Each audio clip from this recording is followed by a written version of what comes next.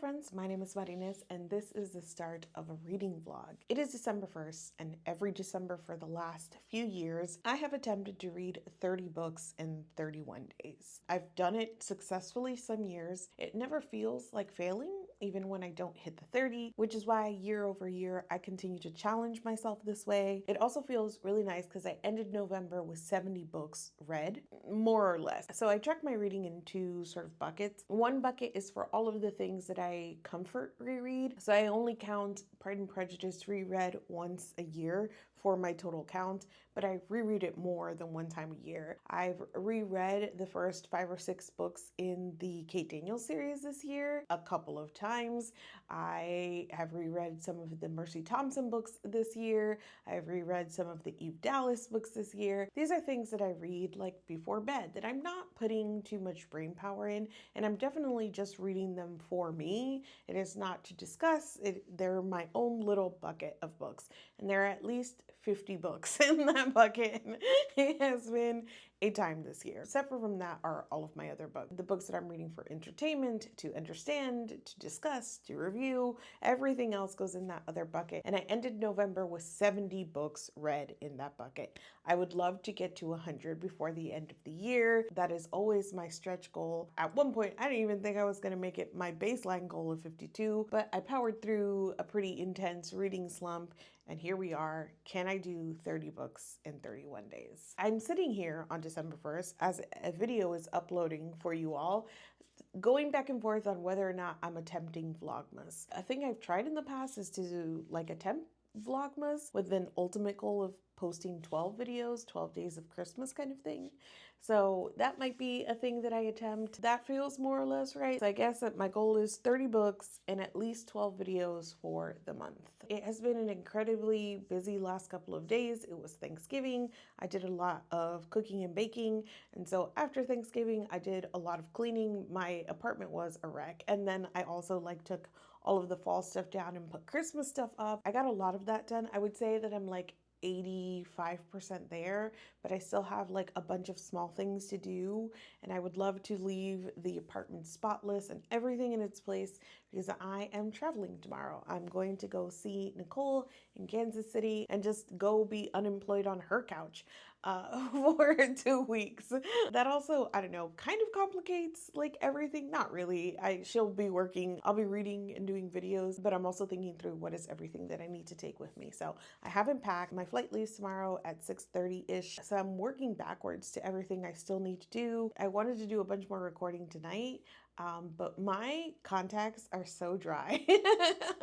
I cannot tell at this point if I'm just exhausted or if it's only that my contacts are so dry, but my eyes are sticking together at this point. So I feel like I need to call it. I don't want to leave all this recording for tomorrow before the flight. So I don't know. I guess I will take off my contacts, see how I feel, and maybe pack tonight. And then I'll leave tomorrow for final errands, final chores, and then some recording. We shall see. It's feeling like something's going to be left undone.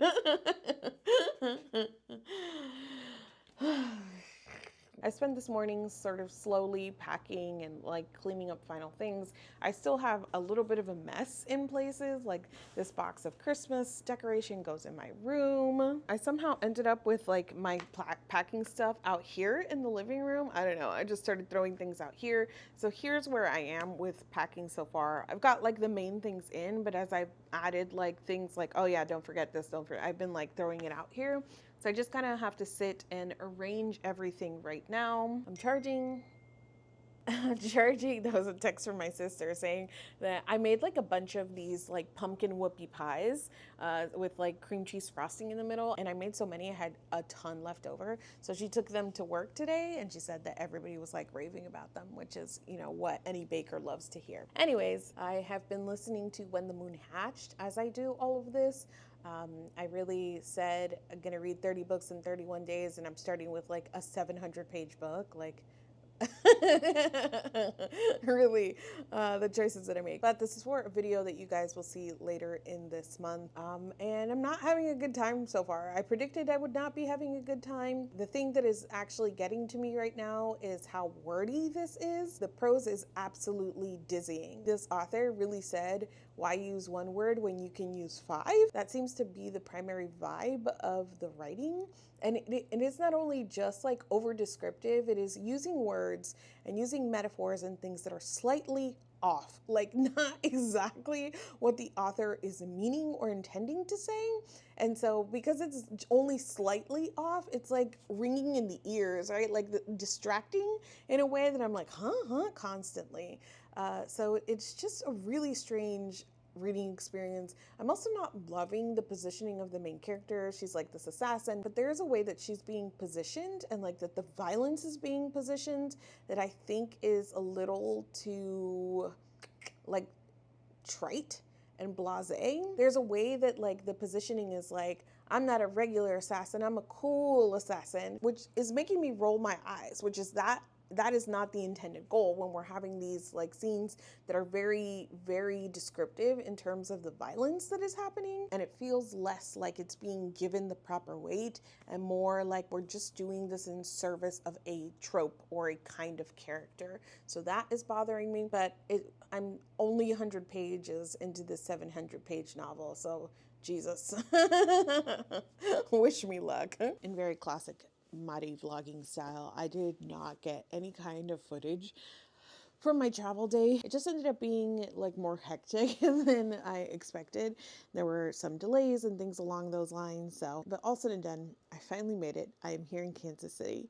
And we are just kind of settling in right now and decorating her Christmas tree and making it feel a lot like Christmas. I've been reading a little bit more of When the Moon Hatched, and in order to get a video up today for Vlogmas, at some point, I've been posting these really late at night, but in order to get a video up at some point today, I have to finish When the Moon Hatched today. And so after we get settled in, I think that will be like what I focus on, is just trying to finish that up and record my reviews for that book and the other two that go in that video, so I can be 3 for 3 on Vlogmas videos. I wanted to show you a little bit of a morning in my unemployed life here.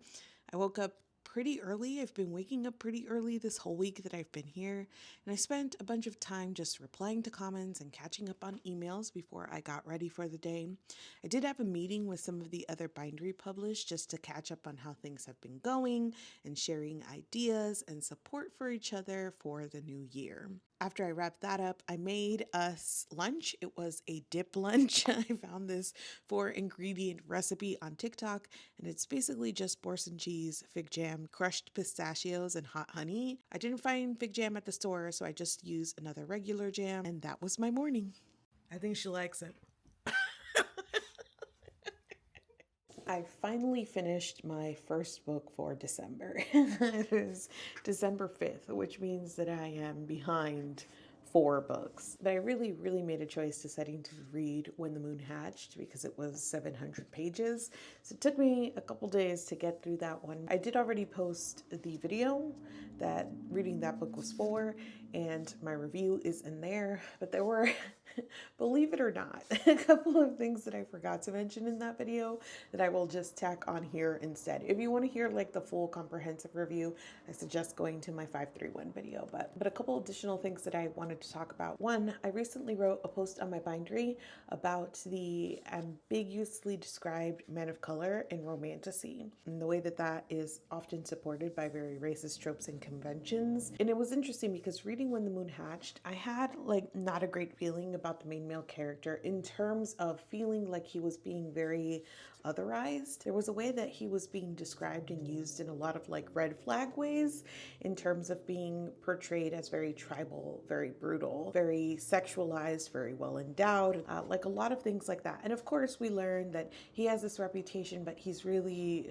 got a heart of gold or whatnot, which tends to be the way as well. But he is still very violent, very brutal. So a lot of the tropes that I talked about in that post in and terms of speaking of men of color were used here, to the point that I was like, is this like another instance of like the ambiguously described man of color? And I stopped my reading halfway through to like look up the word skin and brown and like a few other things to see if we ever got a description of this man so far.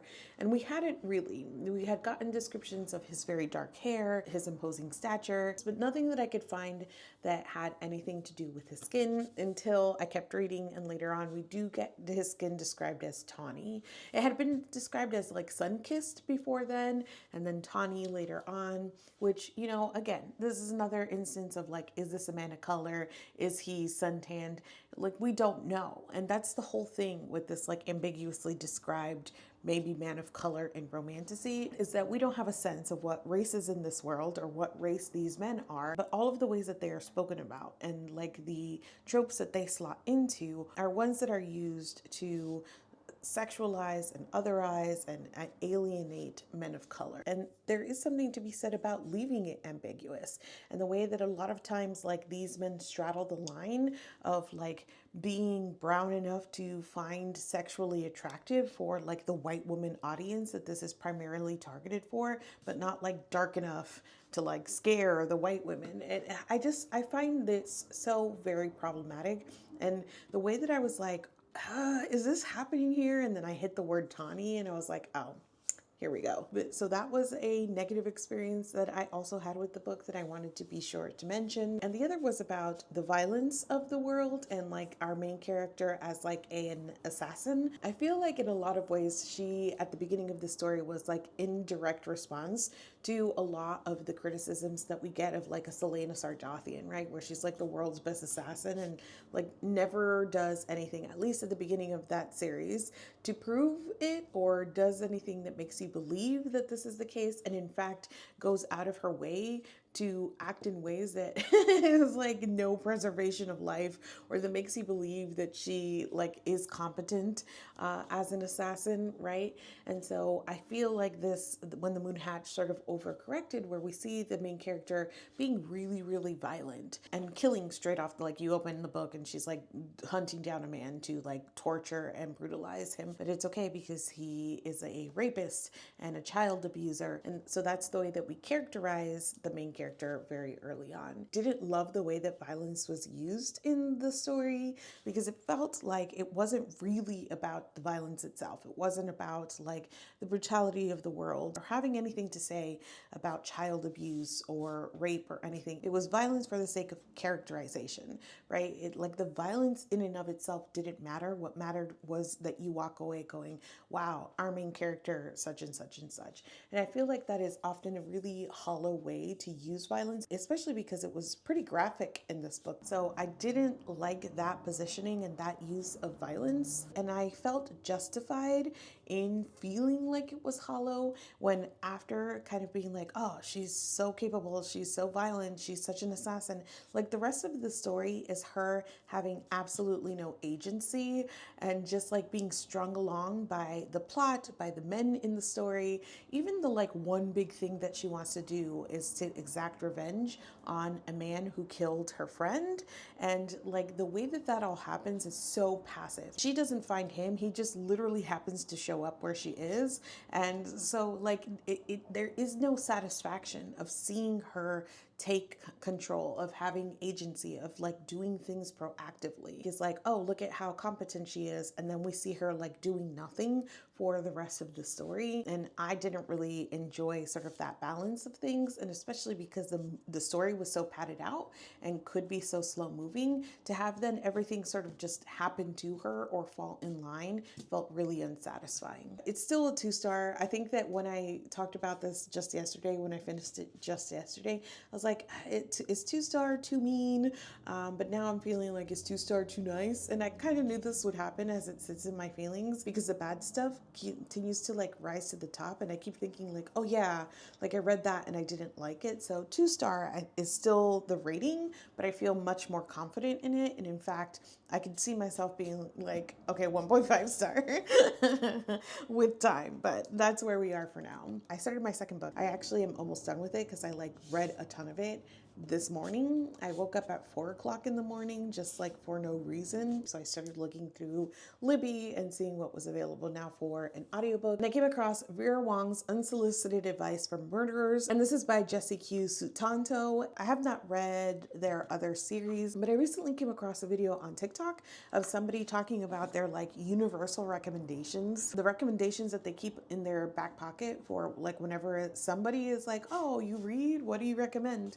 And Vera Wong's Unsolicited Advice for Murderers was one of them. And in the comment section, a lot of people were like being very effusive with their praise of this. So it made me very curious, and I was in the mood to like read something like this, something that I knew was going to be fast, like a cozy mystery felt like the right vibe after finishing When the Moon Hatched. I needed a palate cleanser and a reset, especially before I go into more project reading. I'll let you guys know how I feel about it overall when I finish. I finished reading Vera Wong yesterday.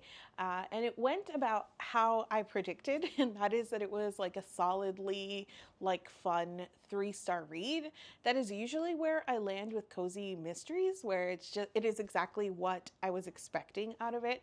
I do think that it had like some standout characters and standout moments, like reading about a busybody grandma solving a murder, like that setup was all good and fun. I feel like that overarching thing will be memorable, but I don't know that any of the details of it will be memorable or stick in my brain. I would read more in the series, I would read more from this author, but that is about as much feeling as I have about this. I will say that it did kind of put me in a mood to read more cozy mysteries, and I don't know if that is just because I'm trying to do so much in terms of all of these videos and reading for a bunch of projects, if it just kind of hit to have like a lower level sort of lift in terms of my reading, but it did hit. So now I'm like, okay, what else can I sneak in there in terms of reading? So yeah, I mean, I think I would give it 3.5 stars. Actually, I just said very good things about it, and so that feels more right. We just got home from a very full day. I spent my morning this morning editing my video for today, my Vlogmas video, which was Nicole and I reacting to The Mummy, which hilariously has done really poorly.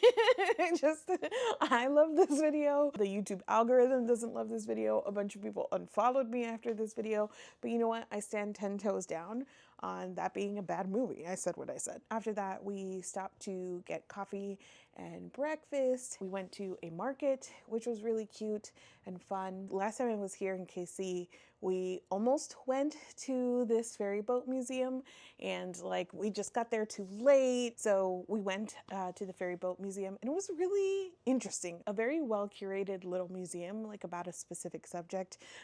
Nicole and I have been talking a lot about, because this is like something that she's thinking a lot about, like places with like physical culture in terms of like going to museums and visiting your actual physical library. So we've been to the library, we went to a museum, so that was great. There is like a Hallmark Christmas experience in KC, so we went there as well. We got to see some lights and do a wee little bit of shopping. I bought one single thing, very responsible. Because we had some time before the next bus arrived, our final stop was actually just at a bar to order a drink. It had this giant marshmallow in it, so a wonderful ending, if I do say so, to a very good day. Did start I Who Have Never Known Men last night. I didn't get very far into it before I just like fell asleep, but the real thing that I have to read next is The Deep Sky, because I have a live show tomorrow at 2 Central Time, and I have not started reading this,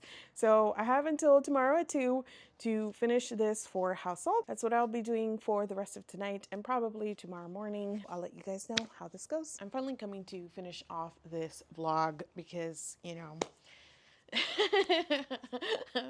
I'm always just like a little day like short or late, but it is what it is. I wanted to talk to you about the last 2 things that I finished reading in the first week of December. The first is The Deep Sky by Yume Kitasei, and this was a House Salt book club pick, which means that we have a whole live show discussing this book. I really enjoyed myself during that discussion, and when I finished reading this book, I was kind of sitting at a 4 stars, but I think that I began began to appreciate it even more through discussion. So, I mean, 4.5 stars, I think is in the correct realm. This is about a group of women who were trained, basically educated to compete for a limited number of spots on this spaceship to get to a planet that can sustain life, where they are meant to repopulate. We join these people on the ship after they have been brought out of stasis, right? They slept for the first part of their journey, and now they are awake for a period of time before they get put back into stasis before reaching the planet. And what happens as the inciting incident is that a bomb goes off and it kills 3 of the crew members, and they have to figure out who did it and why. And so the rest of this goes back and forth between the present moment and that core mystery, and then leading us back to the main character from when she was 12, being enrolled in this like training program and trying to compete for a spot on the ship. I am not always a huge fan of dual timeline stories because I think that they are very difficult to do right. I think that the main thing that can happen is that, like, by switching back and forth, you kind of slam the brakes on the momentum of the story, and so it can be a little bit jarring. I think that this, for the most part, did that well. There were still some moments where that feeling, that like shifting of the momentum existed, but I think that the mystery core was compelling enough to keep you turning pages, and in fact, like, going back to the past gave you a moment to breathe sometimes in terms of like the tension. And there were also enough questions in the past to keep you reading, right? Like, how did this character end up with her spot, and how do we account for the relationships we see in the present considering where they started in the past? What happened in the intervening years? I think the mystery was interesting. I don't think that if you are a mystery kind of reader who likes like intricate mysteries, or I usually am somebody who likes a little bit more active investigation. This has some, but it leans a little convenient sometimes. But the thing that I really, really enjoyed about this is that it kept me guessing in terms of who did it, and not necessarily that like the who did it was very out there, very twisty or very turny, but that just like so many people could have done it. And there were so many different political elements at play and so many interpersonal relationships at play that like it kept introducing people or circumstances, and I'm like, oh no, this could definitely be the one. And so that felt really motivating in the story to try and get to the end. And the end, I do think like you get there and you're like, yes, of course, I see this.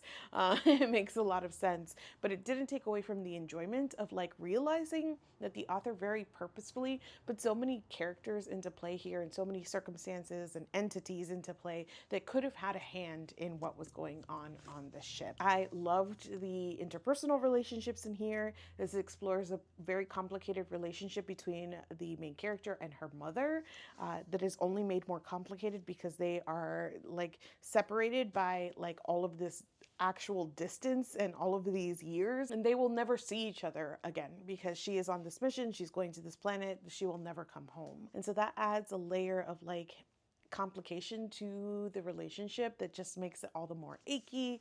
We also have like this idea of being enclosed in a space with like a limited number of people and how that can complicate relationships, but you're also there to do a job. And so the way that all of the crew members dealt with each other was very interesting. And then we also deal with the main character's best friend and what happened to their relationship across many, many years. And so many elements of that friendship, for better or for worse, I thought were just well portrayed. So I really enjoyed this. It is 100% one of those books that I finished and I was like, I would like to reread that. Like almost immediately, my reaction was that I would like to read this story again. I imagine that it would be just as fun, and maybe you could even get a little bit more on reread because you know the end, you know the shape of the story, and I have a feeling that there's a way that that could add to a reading experience in terms of seeing more about the plot and the relationships. So would definitely reread this, would 100% read more from this author. This is one that I think could sneak its way onto my top of the year,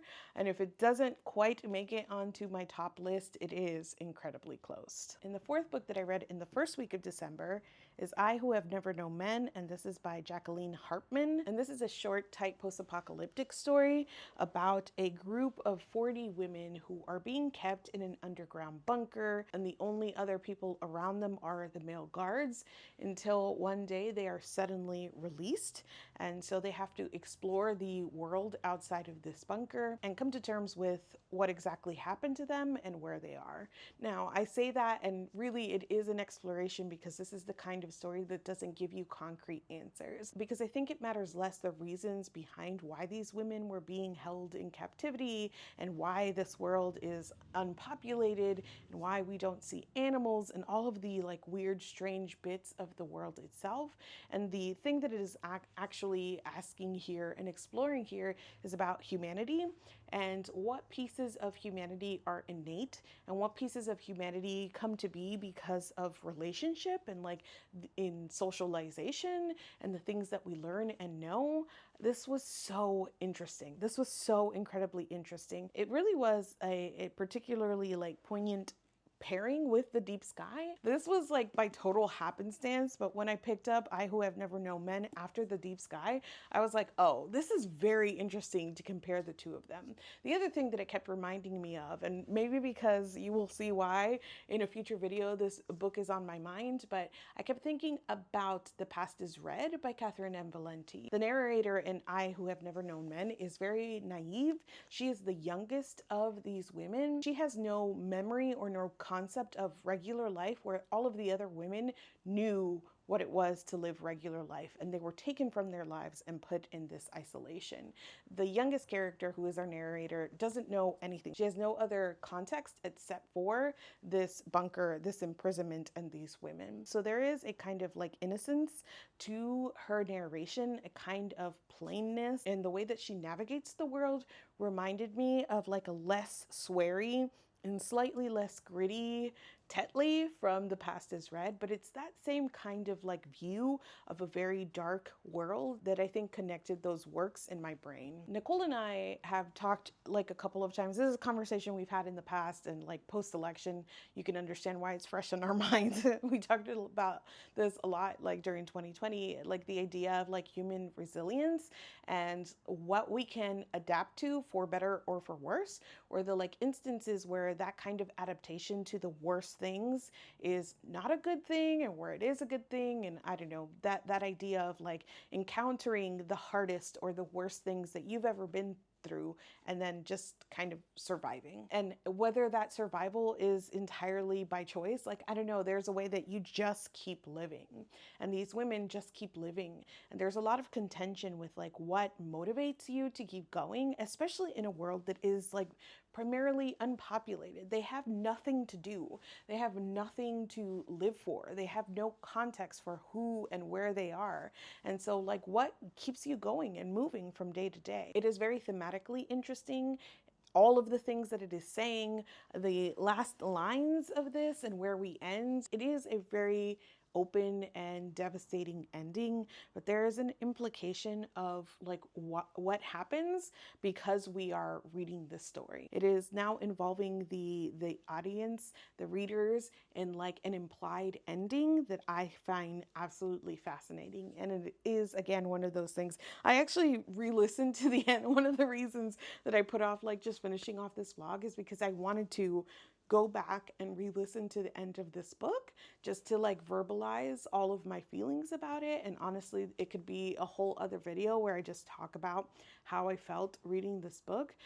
But it is one of those ones where you will get so much out of rereading. And I think that it is so well crafted and it is told with such economy in the best possible way because it leaves all of these threads open, because of the atmosphere that it creates, and because of like all of the ways that it invites you to continue to think about the story. And even with the ending, it invites you to continue your role in the meaning of this story. So absolutely 5-star read for me.